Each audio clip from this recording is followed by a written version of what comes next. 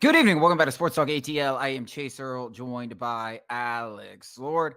I don't know where rock bottom is with the Atlanta Braves. I hope to God we are at it.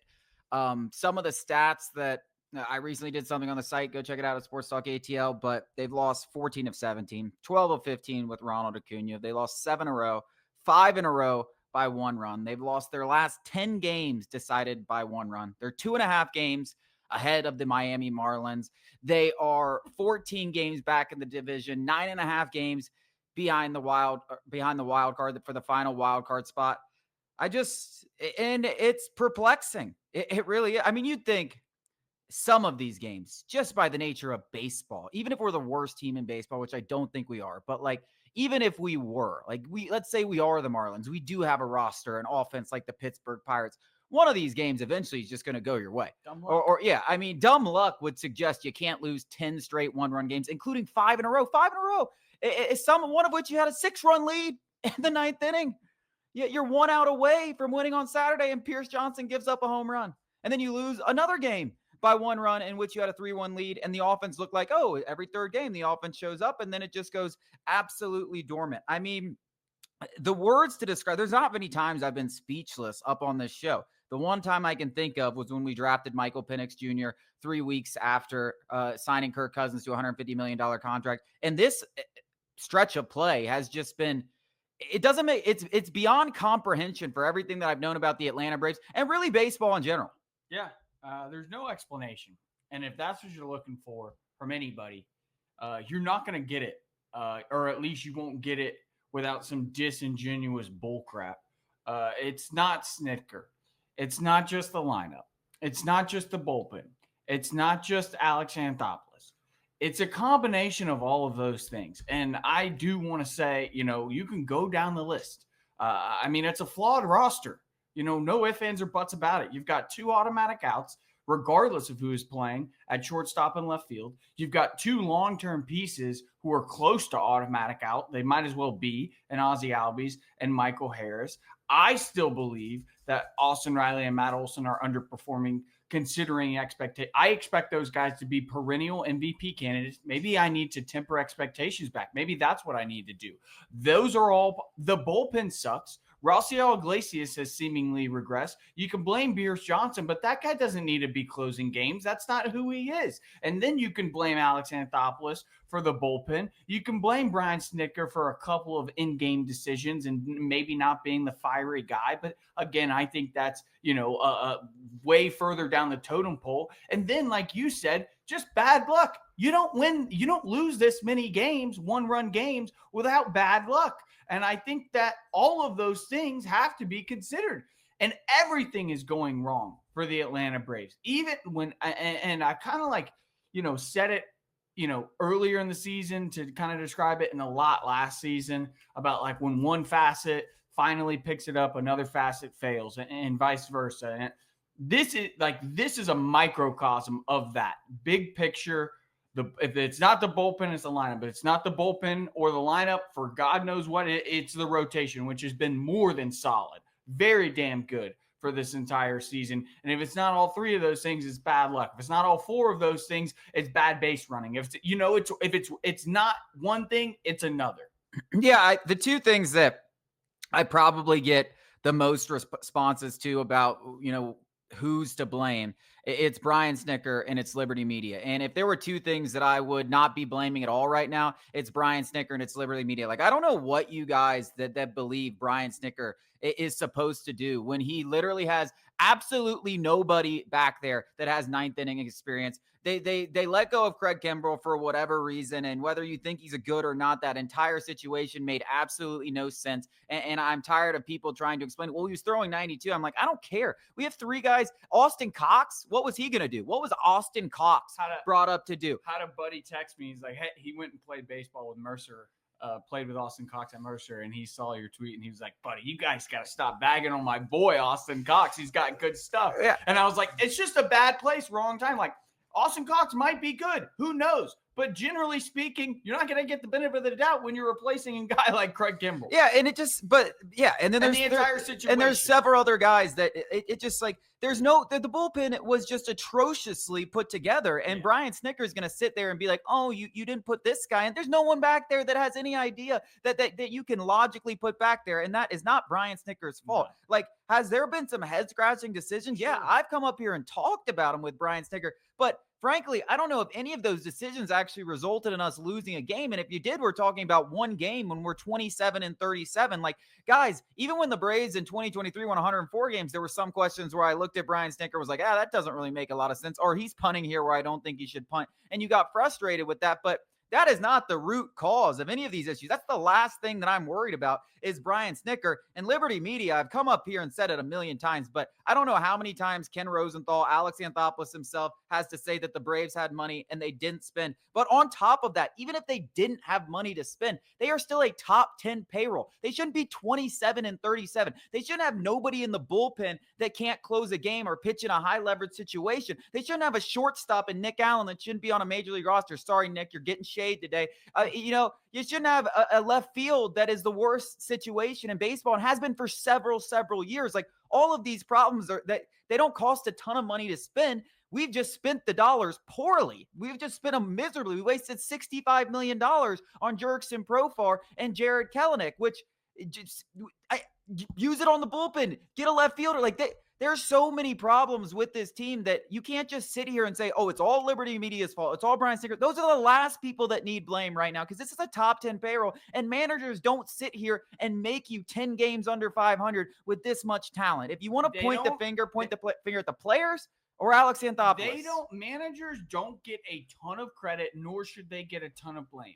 They're one of those, key figures in terms of coaches or managers or whatever you want to say, who doesn't have a great impact on a regular season. Now, if you want to talk about managing in the postseason, that's another thing entirely. But even still, it's not like if you even think back to 2021 when he managed his ass off, like every time he called upon somebody in the bullpen, guess what? The players delivered. He can only put guys in a position it's up to the players to perform. And I don't understand how he is the one who's like, well, if we fire him, it's going to gallop. These are grown ass men. You think that if they see old man Snit get out of there and somebody come and yell at them, this is not peewee football. This is not high school baseball where, somebody gets in your ass and you're going to automatically be good.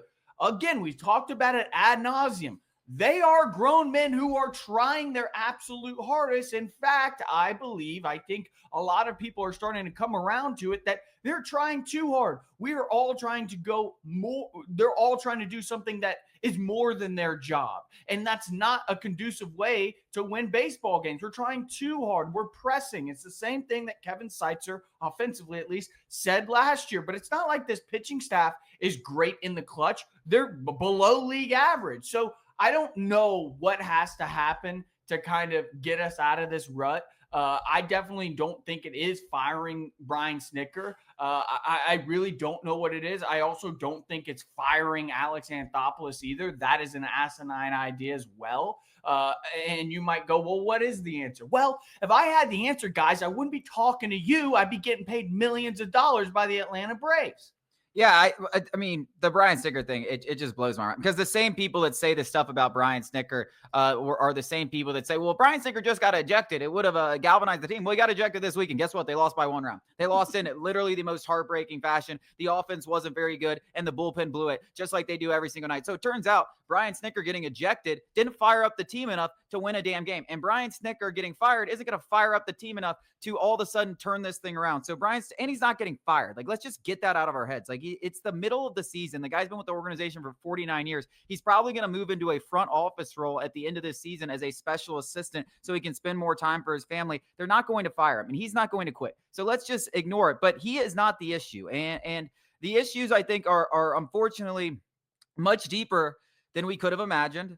And you do have to look at Alex Anthopoulos, who I think has earned the benefit of the doubt to figure out a way to get out of this hole, whether it's this season, whether it's this off season, wherever it is. It's very, very clear that changes need to be made in some regard. And he's the guy who got us into this mess, and he's gotten us out of messes before. So he's earned that right. But I'm very disappointed at how this team has operated and kind of.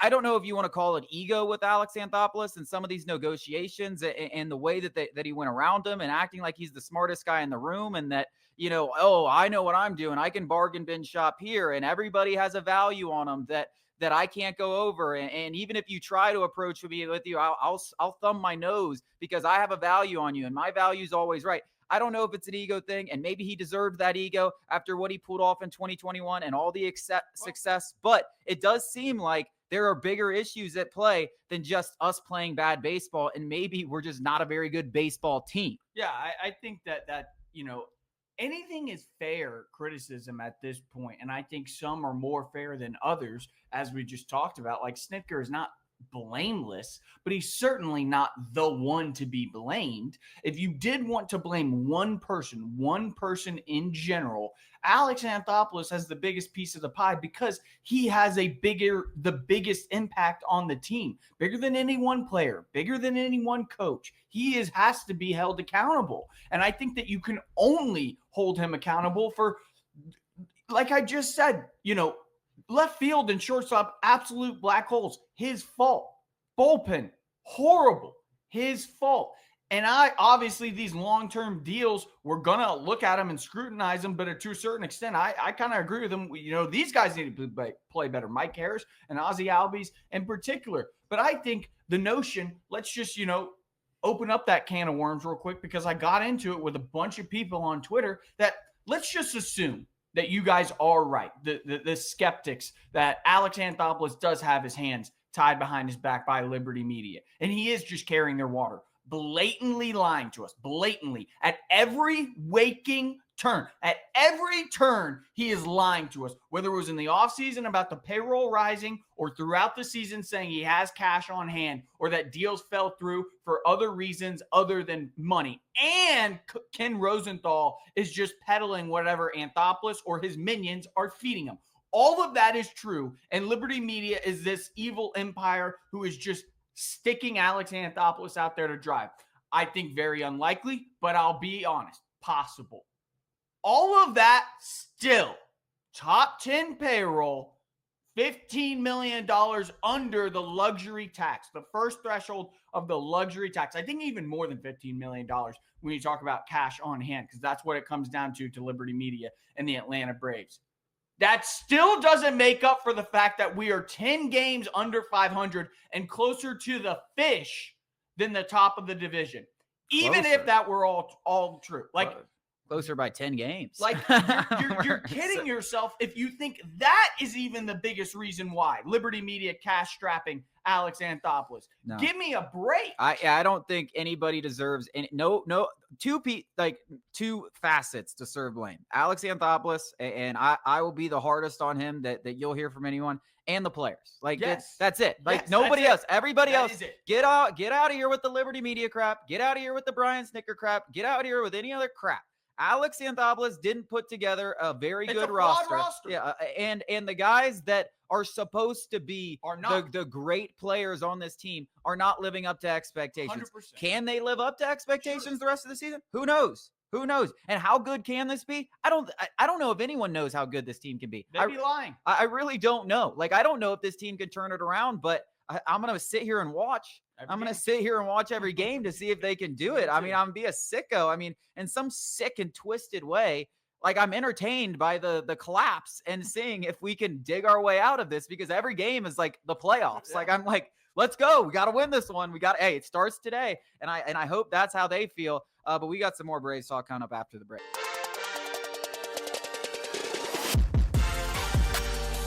So we just went to break on a note of we kind of don't know what's going to happen. But, Alex, I do want to hear your thoughts. I mean, at 27 and 37, obviously they have a positive run differential. It feels like there's no possible way things can continue going this way. I don't know if they can dig out of this hole because this has become a monumental hole that very few teams in the history of baseball could ever dig out of. Can the Braves be one of those teams? The past says they can, but this future doesn't seem like the same teams of the past. I mean, what are you expecting to see from the rest of the season? I'm not talking about buying and I'm just talking about like these next 2 months. Like what the hell are you expecting to see? I mean, are we going to start winning baseball games? Well, I think from like a logical standpoint, let's try and take emotion out of it, because if you want to talk emotional, burn the whole team up. Burn them up. All of them. All of the battery. Leave the battery, actually. I enjoy it. But Truist Park, everybody. Put the Savannah Bananas Yeah, there. throw them all in there and burn it all up. But seriously, logically speaking, this team is still talented on paper. We have a ton of underperforming players with track records. We also have lost an astronomically high amount of one-run games. Like we just mentioned, the worst teams in baseball don't lose this many one-run games. All of that contributing, I'm not saying we're going to go make the playoffs, but I'm just saying we're not going to go lose 14 out of our next 17 games for the rest of the season. I just don't see how it's possible from like a logical, like, let's just look at this objectively and what the team is. I'm not saying it's a playoff caliber team. I'm not saying it's a championship caliber team. But what I am saying is they're not this bad. They are not this bad. The rotation is still one of the better rotations in baseball. We still have star power. I still think that Ozzie Albies can catch fire. I still think that Mike Harris can turn it around. Matt Olson and Austin Riley are fully capable of hitting 15 home runs in a month. Ronald Acuna Jr., we know what he can do. I'm just, and Jurickson Profar is a month away-ish from returning. And again, who knows what the hell he's going to do? He might just be that 9-year guy who sucks. But maybe the steroids weren't a blip on the radar. Maybe he is that guy. There are so many reasons why, just as everything has gone wrong to lose 14 out of the last 17 and get us here, the flip can happen. That's just like an objective fact that can happen. So I'm going to try and think positively and just say, I'm not even going to touch the playoffs, but we're going to be competitive. We are going to be competitive. Well, competitive hasn't been the issue. You know, they've been in every game. They've been winning most of these games. That the problem of being competitive. I mean, I was going to tweet something, but we like to say that phrase where it's like, hey, they're not boring. I mean, the games aren't boring. They're just absolutely excruciatingly painful at the end. I'd rather it be like this than lose, 7-3. For the most part, every game they're right there, and most of them they have leads, and sometimes they have 6 runs lead them, and no lead's safe. You got to watch to the very end. They'll keep you on their toes. I think the most mystifying thing to me this whole time has been the offense, and I think most people feel that way. I can't wrap my head around, even with the black holes in left field and at shortstop, how bad they have been offensively, and how, like, I look at Marcell Ozuna, and Marcell Ozuna is now in a little bit of slump, but, he still has 830, 840 OPS. And I looked at his RBIs. It's like he has 28 RBIs. Like, how has Marcell Ozuna got 28 RBIs in the middle of the order? Like, that guy should have 50 by now, like, or 40 by now. Like that's the kind. Like, it's just like these guys are just not coming up with hits in big situations time after time after time. And we talk about the pressing thing, but at a certain point, like we said, you think one of them would just run into one. Like, oh, you hung a cutter and I hit that ball out of the park. Like, I was nervous as hell up there, but still, or I just dunk and blooped one, like, to keep the rally go. Like, just dumb luck. Yeah, like, you'd think something would possibly have to go right, but I can't explain how this group, and I know that some of these guys are underachieving, as a whole has just fallen so far back from where they were in 2023. I mean, they were the top offense in the history of baseball, not the top offense in baseball that season, the best offense in history. And most of the guys are still here, and they're a bottom 10 offense. And on most nights, they look like the worst offense in baseball. If it wasn't for that one-off night that they have each week where they score 10 runs, they're the worst offense in baseball. I mean, they are a tough watch. And I just can't wrap my head around why that it has gone on for so long. I mean, even dating back to last year. And I keep saying it's going to get better. It's going to get better because it has to get better, right? Like, we're all, look, there's so much talent. Look at what these guys, look at the back of the baseball card, all this stuff. But it's like, it's gone on for so long at this point that I'm like, I don't even know. Like, I really do not know what to expect every night, because you see it at times. They go and get 3 runs on Sunday. Matt Olson with a big double. At the top of the lineup is contributing. Ozzie Albies has been hit a little bit better. They're coming up with some hits, and then they don't score. I don't even know if they had a hit for the last 6 innings. They just completely fall off the face of the earth when they are needed. They go down 1, and it's like everyone turns into backyard baseball characters that are 13 years old trying to hit 100-mile-per-hour pitching, and that doesn't get you a lot of wins. So it's just so puzzling to me how this offense has struggled. Everything else, I could have told you the bullpen was going to suck. Well, I could have told you that. And I don't know how much the rotation has been good, but how many times are we going to get 8 innings of shutout ball from Bryce Elder? Like, well, we don't know what Spencer Strider is going to give us. Like, I do. He's our 5th starter. Yeah, well, yeah, you're right. But how long? Like, it feels like to me, and I hate to be the doom and gloom guy, but it feels like this offense may not ever turn it around to what they once was. But I can see them turning it around, and then the rotation kind of falters, and they have a bad month, and you're just like, nothing. It just, I don't know. I don't want to be that guy, because I am sickly optimistic that they can somehow turn this thing around. But at the same time, I do have to look at what I've been watching over the last year plus now. Like, we're over a year, and be like, what the hell? Offensively, what the hell? Everything else, I understand. Offensively, what the hell? It's just so many different contributing factors of guys that we are built. We're built for a 250 average, but slugging 800. And when you're not slugging, this is what you got. It's hard. It's hard to watch. I mean, we are a very, very, very home run dependent lineup. And when you're not hitting home runs, especially the guys that you are expecting to be hitting home runs, we're not looking for expecting 30 home runs from Ozzie Albies, like he did in 2023. Like, that's not what I'm talking about. I am talking about the guys who you are paying the most amount of money to not, Ozzie Albies. I got into with this guy on Twitter where he's like, maybe you should blame Ozzie Albies and Mike Harris. Guess what? They are being blamed. They have been horrible. But even if they go back to career norms, I am still expecting the most from the highest paid, best players. Our 2 MVP, we have 3 MVP caliber players, or so I thought. Maybe I'm just, maybe I just need to reel back my expectations. We've got Ronald Acuna Jr., who's the best player on our team, and then you got Austin Riley and Matt Olson. It's that simple. And those 2 guys on the corners, while they have been good, do not get me confused. Matt Olson is not the problem. He has been good. And Austin Riley has been good. But guess what? They're still underperforming compared to their expectations and their salaries.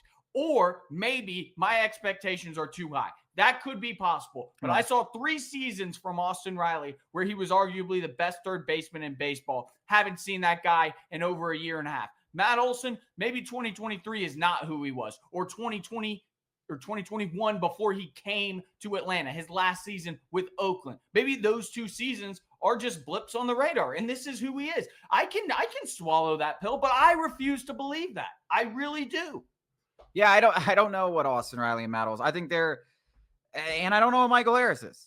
Yeah, I don't know. I think that and anybody, Michael Harris is supposed to be entering his prime, and he is. I mean, this is concerning. Ozzie Albies is supposed to be this. Ozzie Albies looks like he's 32 years old out there, and he is 28 years old, 27 years old. Well, 27. Oh, well, I'm just saying, they seem. Doesn't he look 32 out there? He looks closer to Marcell Ozuna. No, he looks older. He looks old. No, I mean, he looks. It doesn't look like the same Ozzie Albies that we've seen in the past, and I don't know if it's injuries or just slumping or whatever it is. I feel like everyone looks older and feels older and looks sadder when things are going wrong. No way Nick Allen should be getting bashed for doing exactly what he's been doing his entire career compared to what I'm saying, expectations. No. But you're getting lumped into this, Nick Allen, because everybody else is sucking. Yeah. We can't give it up. We can't give a single out up, and that's all you do. Yeah, and left field is just as bad. It's just as bad. Maybe even worse than Nick. Actually, I'll even go out and say it's a worse situation for Nick Allen, or at least it has been for quite a while. And then now Marcell Ozuna finds him ever since that hip tear comes out. Haven't heard about it ever since he starts talking about it. Hasn't got. Yeah, I think he has 1 hit since. No home runs in a while. Yeah, it's bad. It's bad here in Atlanta. It's bad. Well, whatever. 100 games left of this crap, so I'm in. I'm locked in. Let's do it.